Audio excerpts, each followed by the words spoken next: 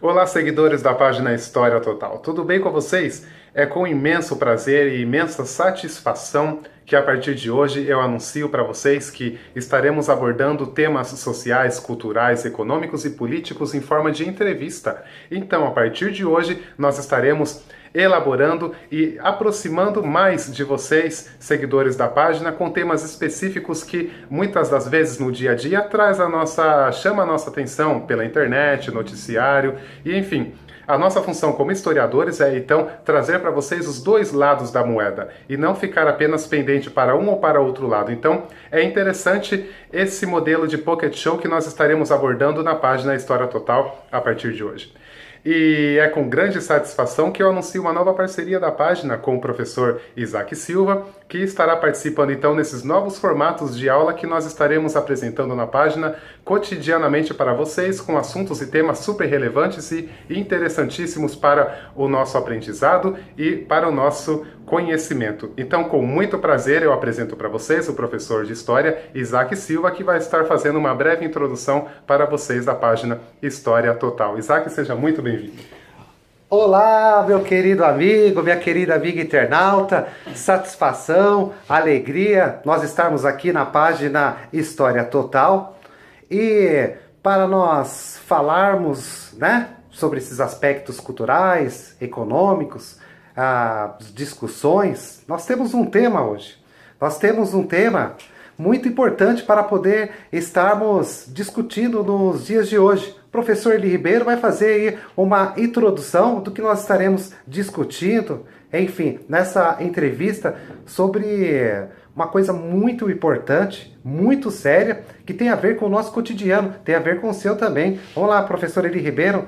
Estou preparado aqui, com o escudo, já coloquei um colete aqui, uma bateria antiaérea. Podemos começar, professor Eli Ribeiro. Exatamente, Isaac. Seja muito bem-vindo, então, à nossa página História Total. E o tema desse nosso primeiro Pocket Show é a marginalização e discriminação do negro. Então, Isaac, o que você traz para nós como uma introdução antes de entrarmos definitivamente nesse tema? Marginalização e discriminação do negro. Ora, meu amigo internauta, minha amiga internauta, veja que interessante. Antes de nós começarmos essa entrevista, é importante nós salientarmos que hoje o mundo ele é composto, a sua população mundial, de 7 bilhões e 500 milhões de habitantes. E desta grande quantidade de habitantes que nós temos, nós inseridos nesse contexto, cada indivíduo tem igualmente 30 mil genes. E desses 30 mil genes, temos de 3 a 4 genes que vão dar as características físicas. O fato de você ser negro, africano, japonês, enfim. A ciência nos revela que não existe raças. Não existe esse conceito de superioridade de uma cultura em relação a outra. Existe apenas a raça humana. Ou seja, nós somos todos irmãos. Nós somos a grande família humana. É a ciência aí trazendo esse aspecto muito positivo para poder sanar de vez esse problema da discriminação social, seja qual for o tipo de perseguição, seja no campo das mais diversas, discriminação, dessa relação social que nós temos no nosso dia a dia, a ciência acaba exatamente com tudo isso. Não existe raça superior e nem raça inferior, existe a raça humana. E nós vamos chamar isso de etnias. Então, etnias negras, etnia japonesa, etnia italiana. E é exatamente isso, meu querido professor Eli Ribeiro, que eu tinha que fazer nessa introdução para que os nossos amigos educandos, os nossos amigos curiosos, que tem esse apreço filosófico de querer aprender, desenvolver, é curioso. E é a curiosidade que te leva, meu amigo, ao conhecimento. Então, Isaac, muito importante a característica que o nosso professor Isaac trouxe, então, para nós, que nós somos, então, apenas a raça humana. O restante são, como você disse, Isaac? São etnias, professor de Ribeiro. Exatamente, etnias. É. Então, você que está acompanhando esse nosso Pocket Show, então está se perguntando muitas das vezes qual, então, o sentido do preconceito, da escravidão negra, de onde vem, então, essa característica. Se nós somos apenas a raça humana, então vocês devem estar se perguntando o que então caracteriza a escravidão do negro. E esse é o assunto então que o professor Isaac está trazendo sobre a marginalização e discriminação do negro. Então, puxando esse gancho, já que nós estamos cientes da raça humana uma só e que o restante é etnocentrismo. Etnocentrismo. Exatamente. Opa! Fiz uma pegadinha aqui para ver se tá ligado na aula, gente. Etnocentrismo. Isso aí. Então, puxando esse gancho, e eu despertei em vocês talvez a curiosidade da escravidão negra, eu vou perguntar para o professor Isaac sobre a raiz do surgimento da escravidão negra. Isso mesmo, professor? Pergunta que não quer calar. Qual que é a pergunta, professor Eli Ribeiro? A raiz do surgimento da escravidão negra. Ora, meu querido amigo, minha querida amiga internauta, toda forma de discriminação, toda forma de preconceito, ela surge através de ideologias preconceituosas. Indivíduos egocentristas, indivíduos etnocentristas. Então, o que vem a ser egocentrismo? Ora, eu sou um indivíduo, você também é, só que todo o aspecto cultural, tudo que você sabe, quem você é, para mim, meu querido, não tem importância, relevância nenhuma. Você é para mim, do meu ponto de vista, egocêntrico, nada, absolutamente nada. E o etnocentrismo é quando você, meu querido amigo, minha querida amiga internauta, você olha, por exemplo, para uma outra etnia, né? Então, esse conceito de raças, nós vamos, no decorrer dessa entrevista, né? Você vai entender muito bem até o final dela o que é raça e o que é etnia. Então, eu observo, por exemplo, os nossos amigos, irmãos nordestinos, né? Então, eu olho para eles e ridicularizo, por exemplo, a cultura deles, né? O que eles ouvem, por exemplo, forró, axé, e eu como paulista, né? Eu gosto de rock, você gosta aí do Nirvana, Van Halen, né? Guns N' Roses, enfim, eu observo aquilo e falo, não, entendeu? O que eu penso, né? A minha cultura é melhor do que aquela cultura. Então, meus queridos amigos, minhas queridas amigas, vamos repensar um pouquinho sobre isso.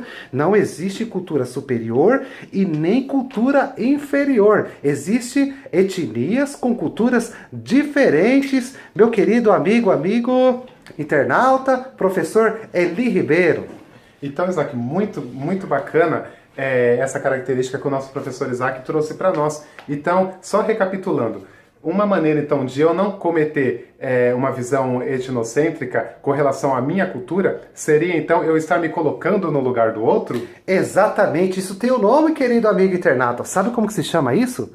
É empatia, muito bem colocado pelo professor Eli Ribeiro, a qual tem uma satisfação muito grande de estar aqui. Estou feliz, né? Quem me dera ter 10% do conhecimento que o professor Eli Ribeiro tem. Até a câmera aprendeu. A câmera meu amigo, minha amiga. Vamos que vamos, né? Professor de história é tudo doido, né? Vamos lá. Então, puxando esse gancho, a partir do momento que nós já, então, sabemos diferenciar a questão do etnocentrismo, das origens da escravidão negra, então fica pertinente, então, nós entrarmos no assunto da questão do eurocentrismo. Eurocentrismo, muito bem, professor, muito bem colocado. A questão do eurocentrismo também nos remete à questão de que o negro foi trazido para o Brasil na época colonial pelos europeus. Então, cabe muito bem a questão do eurocentrismo. Isso mesmo, professor Isaac? Muito bem colocado, muito bem pautado, muito bem comentado, né? Pelo professor Eli Ribeiro. Veja bem, o eurocentrismo, ele parte do ponto, né? Veja que interessante, euro tem a ver com Europa. Centrismo tem a ver com as nossas dois temas que nós abordamos, né? Agora há pouco, que se chama o quê? Etnocentrismo e egocentrismo. Então, o homem europeu, né? Pautado nessa cultura de superioridade, né? Ele parte junto com filósofos, acadêmicos, né?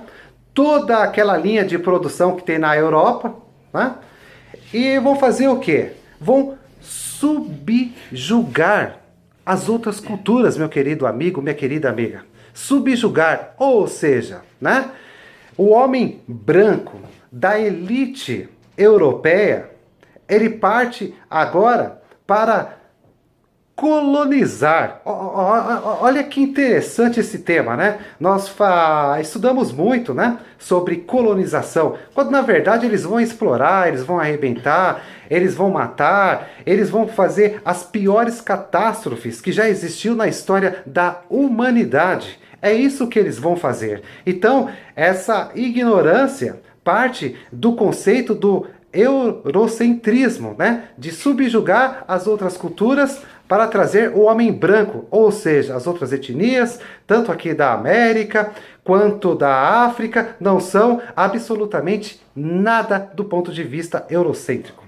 Muito bacana, então, essa questão do eurocentrismo, professor Isaac. E um gancho também que eu puxo nesse assunto é um exemplo, é a carta de Pero Vaz de Caminha, na época do descobrimento do Brasil. Não sei se vocês já tiveram acesso a essa carta, mas só rememorando a questão de que Caminha, quando chegou aqui em terras brasileiras, começou a descrever o que via terras brasileiras no sentido hoje, que nós usamos, mas na época colonial, em terras aqui da colônia portuguesa, ele identificou o que tinha aqui comparando com o que tinha na Europa. Então, o que tinha na Europa, ele fazia essa visão comparando, cometendo o quê? Cometendo o eurocentrismo. Então a questão de que o que não tivesse aqui seria uma coisa inferior. Muito bem pautado. Seria uma coisa inferior. Professor. Fantástico. E o interessante então, já que nós diferenciamos a questão das etnias, das raças, pegamos também o gancho do eurocentrismo, que é essa visão que o professor Isaac passou para vocês. Então agora nós estamos prontos para entrar na questão da expansão marítima e o contato com os portugueses tiveram com quem primeiramente? Com os Com os indígenas. Exatamente. Então o professor Isaac agora vai estar abordando esse contato da expansão marítima europeia, colonizando aqui a região da América, com o contato então com os indígenas. Isso mesmo, professor Isaac? Exatamente, professor Feito. Eli Ribeiro. Veja bem você, né? A Europa está nesse contexto de descobrir os caminhos para as Índias, através das navegações marítimas, novos caminhos. E também tem o outro desejo, de descobrir novas terras. E nesse contexto todos os caras chegam aqui naquelas caravelas e dão, né, de encontro com os indígenas. Né? E há um verdadeiro choque cultural, porque nós já explicamos anteriormente como que é a linha de raciocínio, o pensamento dos europeus. E quais são as características que eles passam, né? Até mesmo na carta de Pero Vaz de Caminha, quando dão de encontro para com os indígenas. Sabe como que eles enxergam a cultura, né? A etnia indígena, meu querido amigo, minha querida amiga internauta? Ora, um ser, certo? Muito parecido com o ser humano, com a pele negra, com aspectos orientais. Né? E nesse contexto todo, eles entram em choque, dizimam milhares e milhares de indígenas. Para que você possa ter ideia, eram 5 milhões de indígenas. Né? Hoje, atualmente, nós temos apenas 1 milhão de indígenas. Então você imagina, naquela época, né, nesse contexto, quantos milhões de indígenas, né, foram subjugados, né, à cultura europeia sobre a desculpa de colonizar. Então o índio, claro, né, se eu tivesse no lugar dele, não aceitaria. Eu acredito que você também não, né? E há um choque aí, né? O homem branco, europeu, quer colonizar o índio, como se o índio não tivesse uma cultura, né? Não tivesse um desenvolvimento. Então entra em choque. Só que o indígena leva uma certa vantagem, né, com relação aos nobres, né, como eles gostam de passar nos livros de história, aos nobres amigos, né, se é que podemos chamar assim, né, os portugueses. Eles conhecem muito bem a geografia do local, então eles fogem e oferecem resistência. E nessa questão toda, é por isso que nós vemos, por exemplo, nos livros didáticos que muita gente pensa que o índio ele é vagabundo, o índio não gosta de trabalhar, o índio tem resistência ao trabalho. Não é nada disso. Que a nossa história foi escrita por intelectuais europeus sobre o ponto de vista eurocentrismo. Muitas das coisas que hoje estão acontecendo, que você está tendo ideia de como que realmente foi, é porque a sujeira está sendo tirada por debaixo do tapete. Então eles trazem aqui, olha que nome bonito, hein? A Companhia de Jesus. Trazem os padres jesuítas para fazer o quê? Você pensa, vão catequizar os índios. Isso é o que eles dizem nos livros de história, mas não, né? Eles querem domesticar essas bestas feras, O que eles querem fazer? Eles querem domesticar para fazer o quê, meu querido amigo, minha querida amiga? Transformar o indígena em mão de obra escrava dos europeus, né? Então, surge agora um problema logístico, né?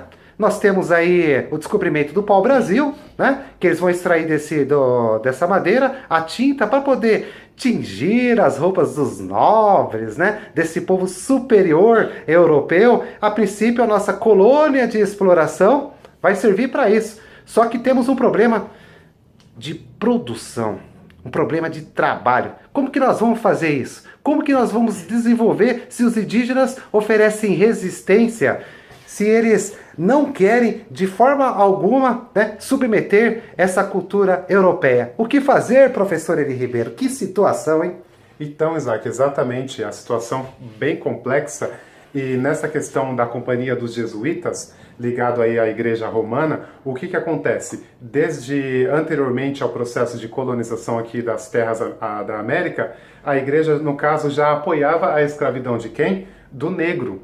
Aí nós entramos no assunto da discriminação do negro como escravo, inclusive. Então, esse aspecto de estar, então, trazendo os negros aí para o Brasil é para substituir, entre aspas, a mão de obra indígena, que os jesuítas desejavam catequizar, exatamente, né, Isaac? Exatamente, professor Eli Ribeiro. Bem, exatamente isso, muito colocado. Lembrando que a Igreja Católica, né? Nada contra, não estamos falando aqui de nenhuma religião, muito pelo contrário, né? Mas nós temos como historiadores ser verdadeiros. Nós temos que ser imparciais, levar para você informação, né? E a informação vai gerar conhecimento. Agora, você vai ficar atônito, você acredita, né? Que a Igreja Católica Apostólica Romana acreditava que essas bestas feras, os indígenas, não tinham almas.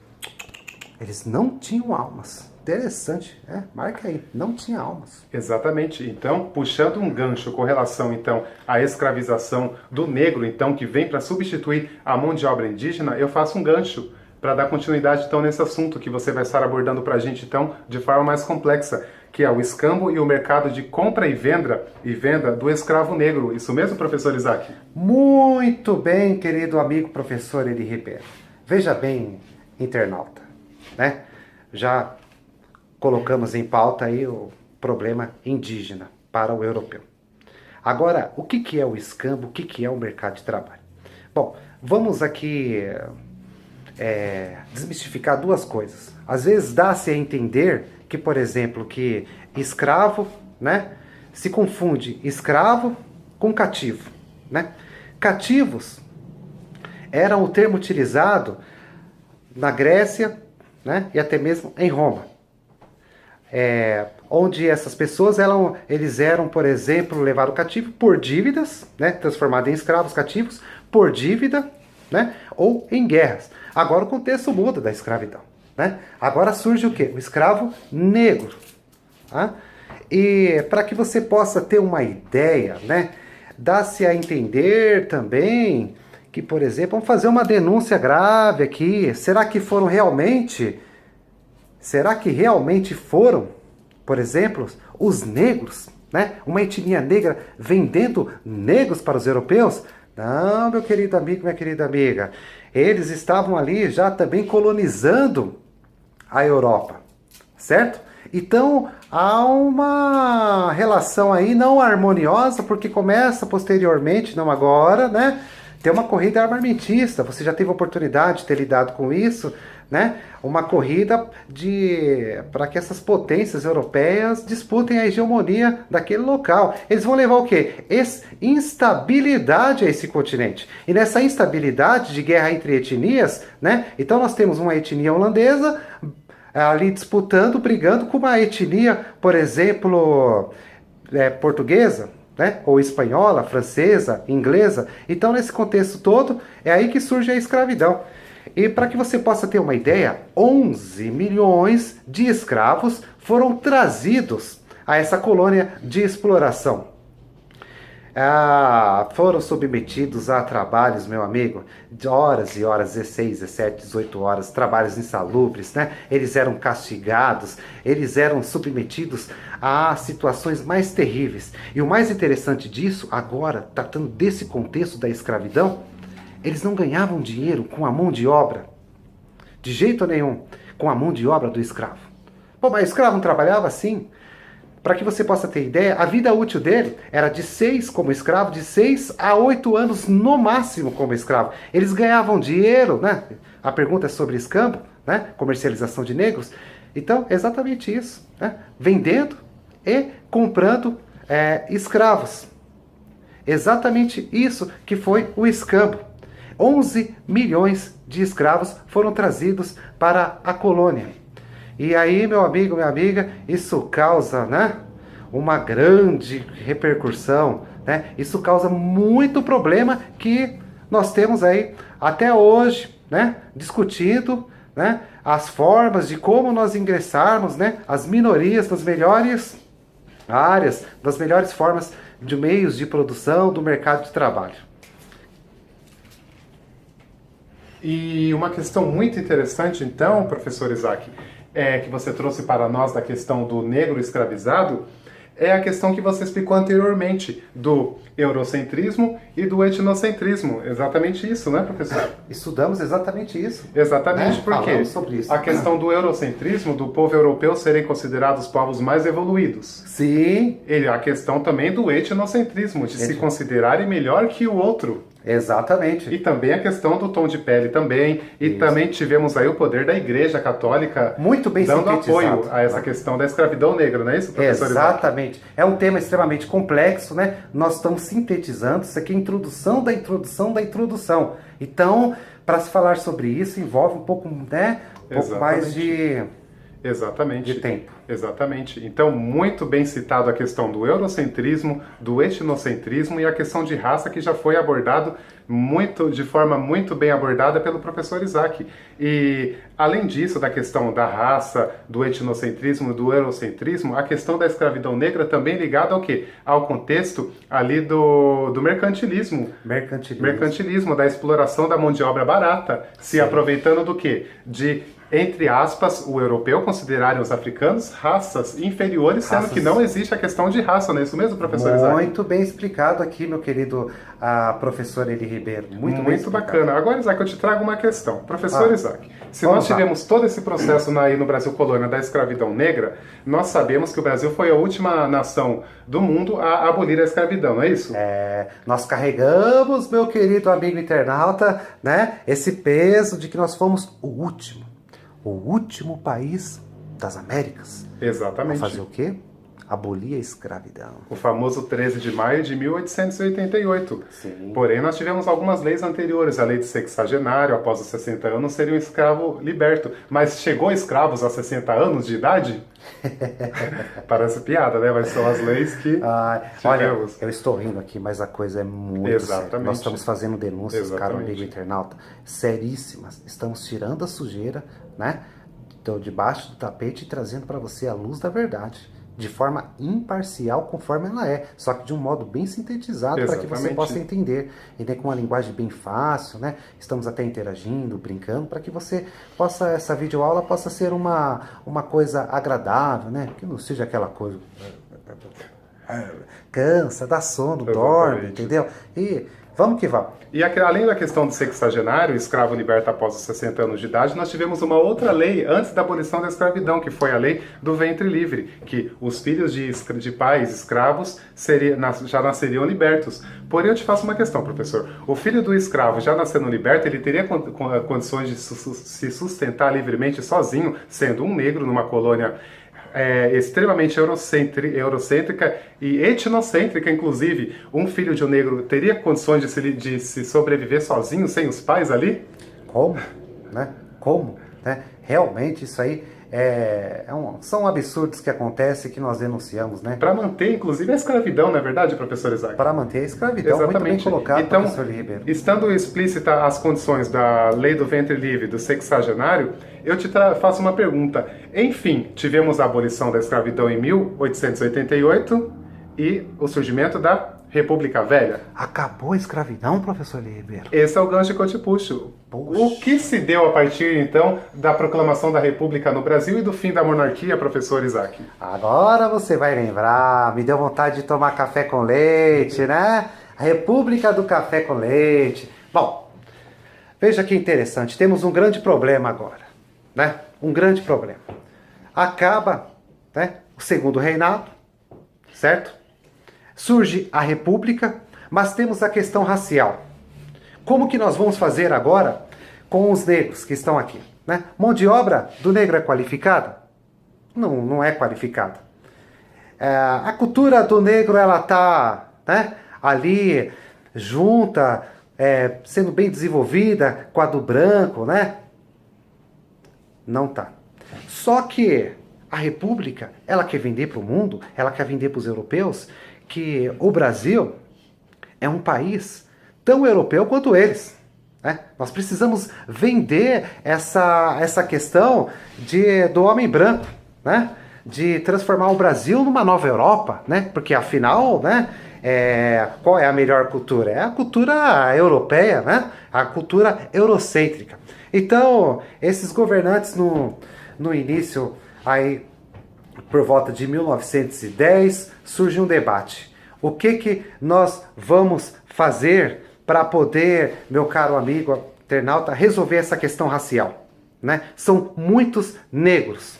É muito a população de maioria negra. Eles vão fazer o seguinte: vamos fazer uma miscigenação racial. Mesmo que isso, do ponto de vista eurocêntrico, do europeu, vá trazer, certo, um cidadão, um indivíduo, né, com problemas. Eles pensavam assim, né?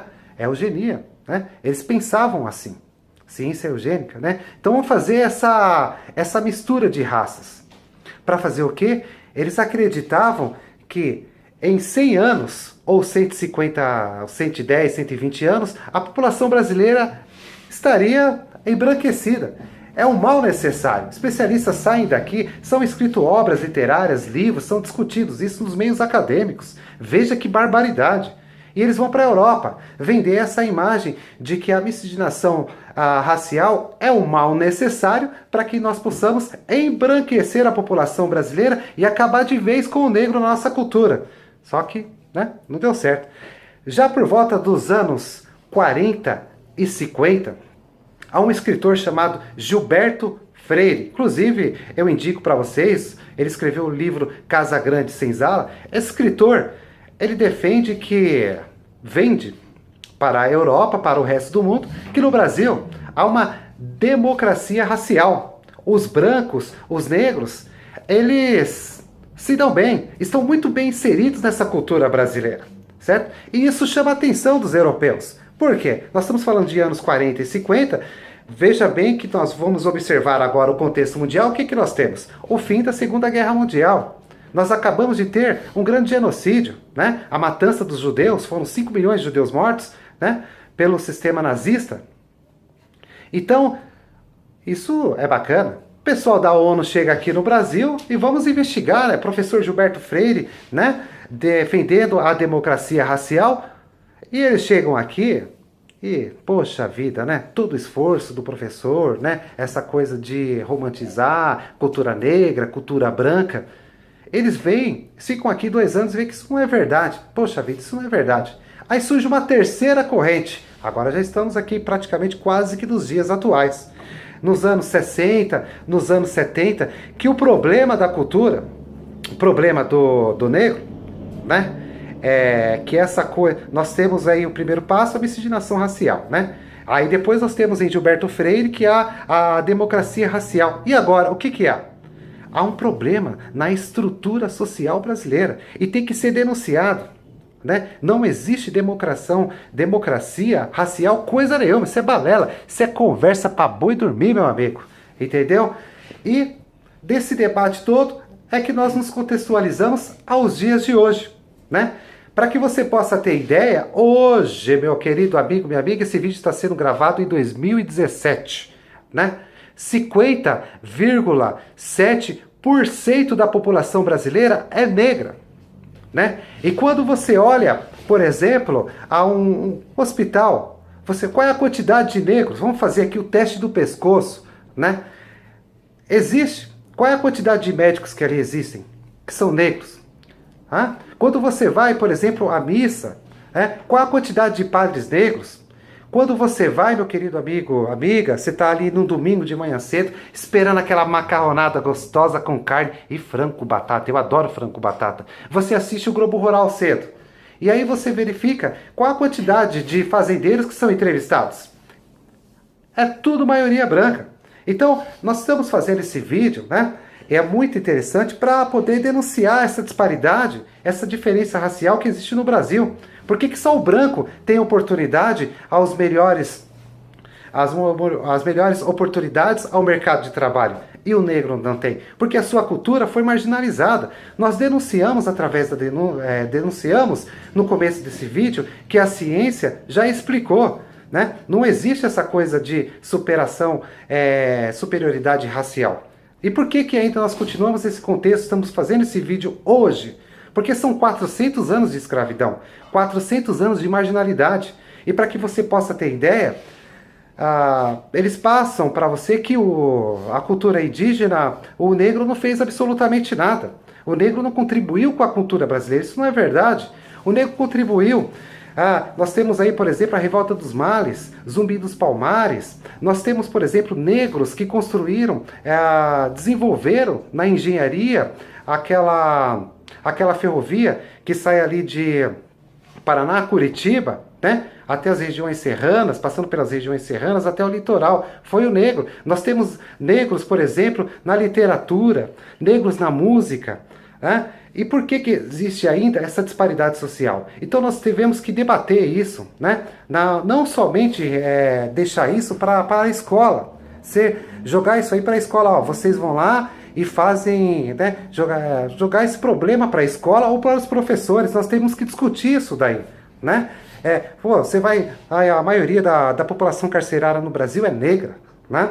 Você vai, olha a quantidade de mendigos que existe numa rua, é negra. Poxa vida, nós temos que igualitar, né? Se a metade da população brasileira é negra, então quando nós olharmos nas melhores oportunidades de trabalho, nas melhores oportunidades de empregos, tem que estar ali também os negros, né? Então, eu gostaria que você, amigo, amiga internauta, pensasse sobre a discriminação racial, pensasse sobre o ponto de vista, né? O que fazermos para poder, querido amigo Eli Ribeiro, professor Eli Ribeiro, o que nós vamos fazer, né, para debater essa desigualdade social que há entre brancos e negros. Já denunciamos o surgimento, como desenvolveu e o resultado disso tudo agora, né? Então estamos aqui defendendo sim a cultura negra. É muito importante. Em 2003, né, surgiu aí as leis. Nós temos nos anos 80, né, o negro lutando, temos o surgimento de leis, temos o surgimento de cotas às universidades.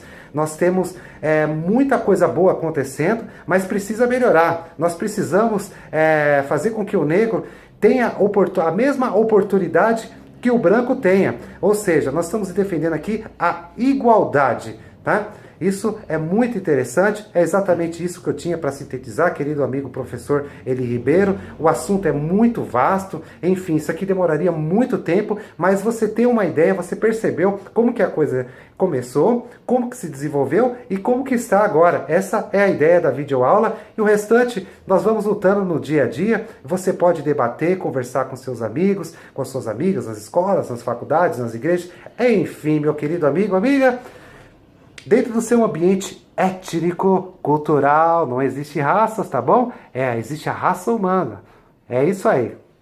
Exatamente, professor Isaac, muito bem elaborado a sua contextualização da participação, inclusive ativa do indígena, do negro e da sua contribuição, inclusive cultural, no nosso país, de extensões continentais. Então, a influência do indígena, do negro e a questão do preconceito, afinal, nós somos apenas uma raça, a raça humana.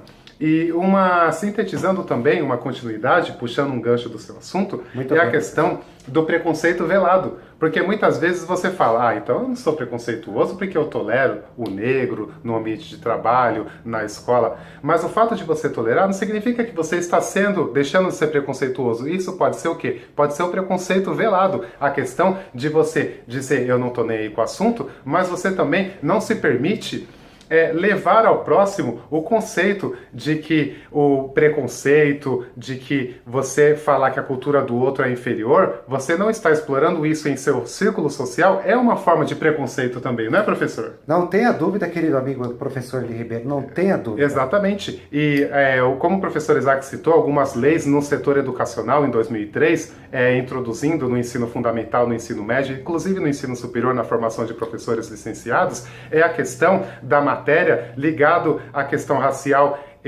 indígena e afro no Brasil, Exatamente. que começou em 2004 realmente por lei na LDB, Lei de Diretrizes e Bases da Educação Nacional, e inclusive nós tivemos também a introdução do estudo indígena a partir de 2008, nessas leis educacionais, e inclusive 20 de novembro nós temos o dia do quê, professor Isaac? Dia do negro, né? Da consciência. Dia do negro, dia da consciência Exatamente. negra. Mas não precisa esperar chegar esse dia para nós pensarmos sobre isso, não. Vamos combater essa desigualdade. Exatamente. Combater a desigualdade sem ter um preconceito velado, de forma ativa no dia a dia, com seus parentes, com conhecidos, com amigos e no ambiente, por que não, de trabalho também. Então, super interessante essa abordagem. E uma outra questão também, para nós estarmos encerrando esse Pocket Show, a questão aí do preconceito velado, preconceito racial, etnocentrismo, eurocentrismo, é a questão de que nós não podemos esquecer que, embora tenham essas leis criadas no governo do PT em 2003, hoje, infelizmente, nós estamos perdendo muito das conquistas que tivemos com relação a essa entrada de questões racial, de questão indígena no nosso currículo escolar, com reforma de ensino médio, enfim, com a mudança aí no currículo, algumas matérias, inclusive, perdendo a sua hegemonia no contexto escolar. Então, é uma triste realidade, no momento em que nós precisamos desses debates, dessas lutas relacionadas à questão social, à questão do racismo, nós estamos perdendo ênfase naquilo que conquistamos. E, enfim, vamos, sem querer, desculpa interromper, professor Ribeiro, defender as políticas públicas, essencial, né, raciais. Né? Qualquer forma de discriminação, vamos combater. Né? Você já tem a informação, aliás, acesso à informação e ao conhecimento de como que surgiu tudo isso. Agora, cabe-nos a esta geração, nós termos o desafio, né, de combater essa desigualdade racial. Cabe-nos a nós, a mim, professor Eli Ribeiro, e a você, meu caro amigo internauta, você mulher internauta, você homem internauta, né? Nós vamos combater essas desigualdades raciais e também, por que não, sociais. Tudo que é tipo de desigualdade, nós temos que combater, para que todos tenham oportunidades igualitárias de disputas. Né? Exatamente, professor Isaac. E uma questão, outro ponto importante é que o nosso currículo escolar, porque todas as mudanças começam na educação. Na educação. Um país evoluído é um país com educação. Coreia do Sul é o exemplo sobre isso, a Alemanha. Os caras foram destroçados, arrebentados, né? E se superaram, né? Com relação à educação. Superaram. E válido, inclusive, lembrar que o nosso currículo escolar é feito pela elite. Exatamente. As elites representam, as elites elaboram o currículo. Então, o que nós podemos esperar de um currículo elaborado por uma elite? Vamos esperar o quê? A continuidade da segregação. A continuação disso tudo. Né? Exatamente. Então, estamos aqui denunciando. Tem que pôr a cara para bater aqui, ó. Estamos denunciando. Além dessa questão da denúncia, então, eu deixo como um pensamento para vocês. Pense, reflita se realmente os seus conceitos vão de acordo com a questão que nós impomos aqui, de uma nem de tolerância, porque todos nós somos iguais. Somos iguais. Exatamente. Opa, 30 mil genes iguais, Exatamente. queridos. Então, nesse primeiro Pocket Show da nossa aula, ficou então a questão do preconceito, da questão da escravidão negra no Brasil, e eu espero, assim como o professor Isaac, ter contribuído muito para a consciência, porque além da consciência nós temos que ter uma questão de educação, e a educação vem apenas através do conhecimento, e conhecimento profundo. É o que eu sempre repito, que informação não é conhecimento. A informação é aquilo que um passa para o outro e passa para o outro. E muitas vezes nós nos perdemos na informação. Vamos então em busca de conhecimento. Não seja alienado. Surgiu uma informação, vai investigar se aquilo realmente é verdade, né? Ou não é.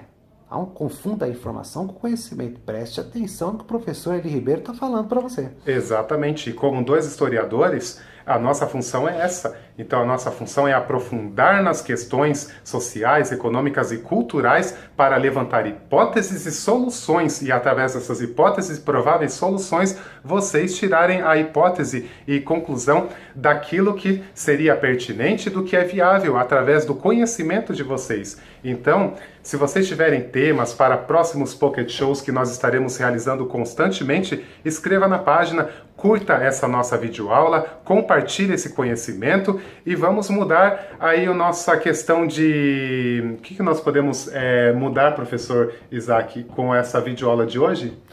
Combater formas de preconceito. Vamos combater através do conhecimento. Vamos defender a igualdade racial, a igualdade entre pessoas, né? É isso daí. Tô indo embora. Meu querido professor Eli Ribeiro, uma satisfação. Vou comer um ovinho agora, porque professor ganha pouco, não ganha muito, né? Mas não tem problema, a gente continua seguindo em frente, né, desse desafio todo aí. E o importante é que você aprendeu, né? Você conseguiu aí desenvolver uma linha de raciocínio, de pensamento diferente daquele que você tinha antes. Exatamente. Né? Agora você tem esse conhecimento e junto conosco nós vamos lutar. É isso aí, vamos em frente. E sempre em frente. Então não esqueça, curta a nossa página, comente, compartilhe essa videoaula e mande-nos sugestões para as próximas Pocket Aulas. Muito obrigado a vocês pela imensa atenção e o prazer é todo nosso de estar levando então conhecimento para vocês. Afinal, conhecimento nunca é demais. Compartilhe esse vídeo. Obrigado, amigos. Um grande abraço. Até mais. Até mais. Tchau, tchau.